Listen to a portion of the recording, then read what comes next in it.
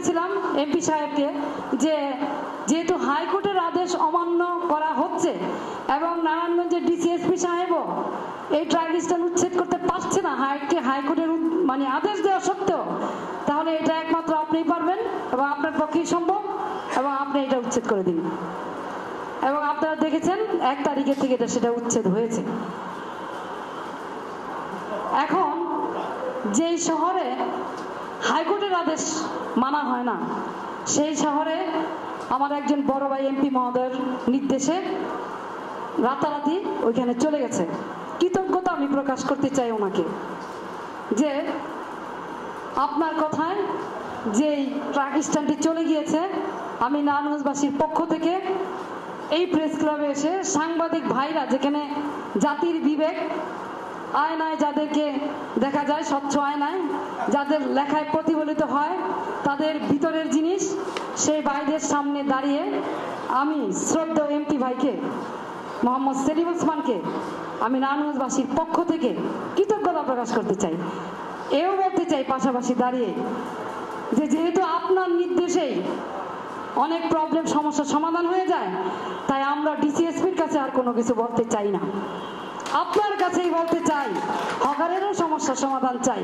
যেই হকার আপনি বললে আমি বিশ্বাস করি চাষারাত থেকে নিতাইগঞ্জ পর্যন্ত হকার থাকবে না। আমার মনে হয় সেলিম ভাই বসলে এই শহরের অনেক সমস্যার সমাধান হয়ে যাবে, আপনার সমস্যার সমাধান হয়ে যাবে।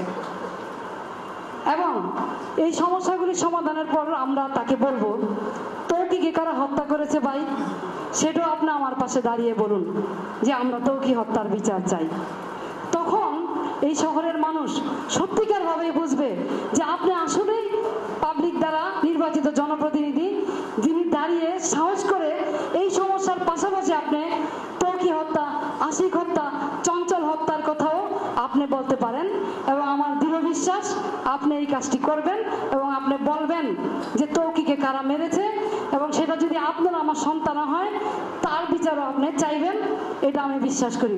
তখন নারায়ণগঞ্জের মানুষ আপনাকে আমাকে এক মঞ্চে দেখলে আর অবিশ্বাসও করবে না, সাংবাদিক ভাইরাও লেখালেখি করার সুযোগ পাবে না, এবং কারো মনে এই অবিশ্বাস হবে না যে নির্বাচনকে কাছে রেখে আপনি আইবির সাথে বসতে চাচ্ছেন।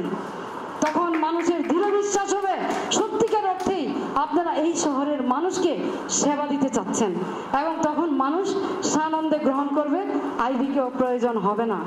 এখানে দাঁড়িয়ে আরেকটা কথা বলতে চাই, নির্ভীকে হোক যত কঠিনই হোক সেই কথাটা বলতে যেন আমরা একটু পিছপা না হই, সেটা যে হোক। আমার সাথে ব্যক্তিগত আইবির সাথে কারো দ্বিমত নাই, রাজনৈতিকভাবে আদর্শগতভাবে কথার মিল থাকতে পারে, কিন্তু নারায়ণগঞ্জের উন্নয়নের স্বার্থে আমাদের একমত, আমি এটাতে আমার কোনো দ্বিধা নাই। কিন্তু কিছু কিছু কথা, কিছু কিছু ঘটনা, কিছু কিছু হত্যা, কিছু কিছু জেলে রাখা, আমার নির্দোষ ভাই কর্মী ভাগনাদের জেল খাটিয়ে আসলো কেন? নারায়ণগঞ্জ শহরে ফেস্টুনে ফেস্টুনে প্লাকাতে প্লাকাতে যখন ভরে গিয়েছিল, আমার চরিত্র হননের প্রক্রিয়া চলছিল, তখন আমি আমার কোনো বড় ভাইকে আমার পাশে এসে দাঁড়াতে দেখিনি, একটি প্রতিবাদও করতে দেখি নাই। এই সব কিছুর জবাব যেদিন মিলবে এবং মনের ভিতর থেকে যখন আমরা নারায়ণগঞ্জবাসীর কাছে নিজেকে আত্মসমর্পণ করে আসতে পারবো যে সেবা করতে চাই, মানুষকে করতে চাই, ব্যক্তি স্বার্থের জন্য যখন কিছু কিছু সেবা করলাম, ব্যক্তি স্বার্থের কারণে আবার গালি দিয়ে দিলাম, তা যেন না হয়, তাহলে অবশ্যই আমার মনে আমাদের কারোই কোনো নারাজি থাকবে না কারো পাশে যে দাঁড়াতে। কেন আমাদের মাননীয় ডিসি সাহেব নারায়ণগঞ্জ সিটি কর্পোরেশনে যেতে ভয় পায়, কিন্তু তাকে রাইফেল ক্লাবে ডাকা হলে কিন্তু উনি চলে যাচ্ছেন, বা যেখানে ডাকা হোক সেখানে কিন্তু চলে যাচ্ছেন। কি কারণটা কি? কিসের এত জুজুর ভয়? প্রশাসনে যারা কাজ করতে আসে, এটা তো আপনার ট্রান্সফারেবল জব, আজকে এখানে আছে কালকে ওইখানে চলে যাবে, এটাই স্বাভাবিক, ভয় পাওয়ার তো কিছু নাই। নেত্রী বলেছেন একটা কথা, এই যে রিসেন্টলি ডিসি সাহেবদের সম্মেলনে, যে মানুষের কাছে যে মানুষের কথা শুনে মানুষের জন্য কাজ করার চেষ্টা করুন।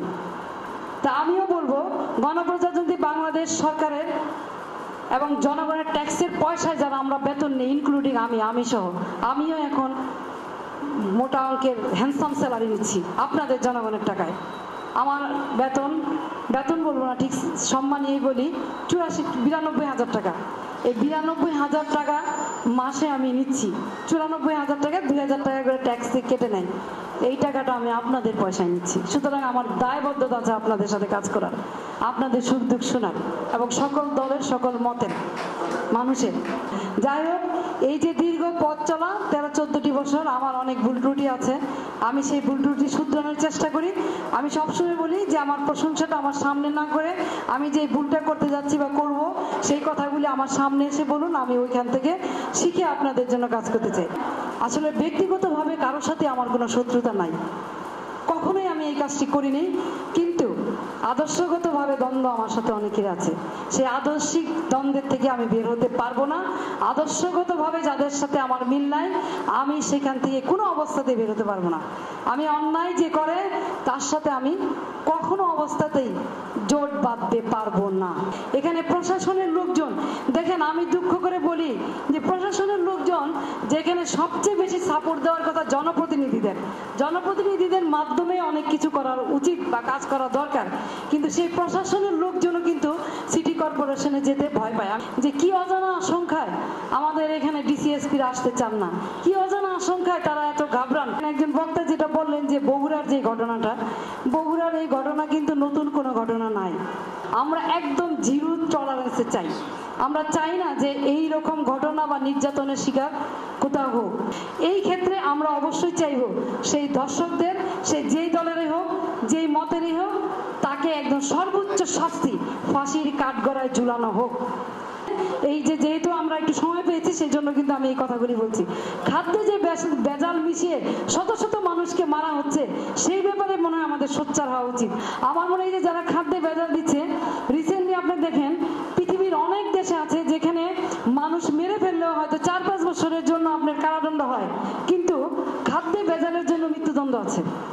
সেটা ইউকেতেও আছে, আরো কিছু কিছু দেশে আছে। খাদ্যে ভেজাল তো শুধু একজন মানুষকে মারছে না,